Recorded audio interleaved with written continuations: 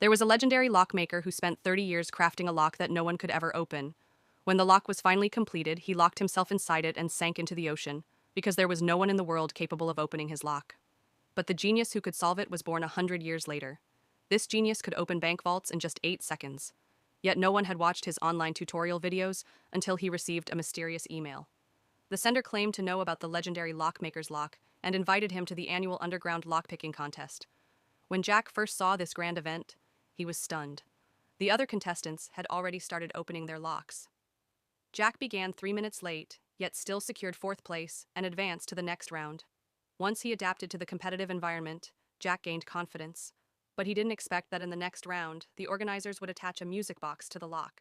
His sensitivity to the click of metal inside the lock was deeply affected. However, the person next to him remained completely undisturbed by the distraction. That man opened the second round lock in just 2 minutes and reached the final. It was then Jack realized that the man had been the underground lockpicking champion for the past 8 years.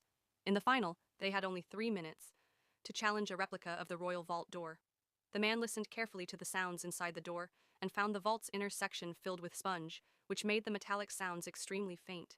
Unexpectedly, the man pulled out a special headphone that could amplify sounds 1,000 times and placed it against the vault door. Everyone thought he was going to win. But Jack, using only his right hand, felt the internal structure of the vault door. In fact, the slight vibration from the audience's enthusiastic cheering was picked up by his right hand. One final minute remained, and Jack stood still. Everyone thought he had given up, but suddenly he moved, and in just 15 seconds, he unlocked all 3 locks on the vault and opened it. A new underground lock-picking champion was born. Excited, Jack asked the organizers, "Where is the legendary lockmaker's lock?" But the organizers had no knowledge of the lockmaker.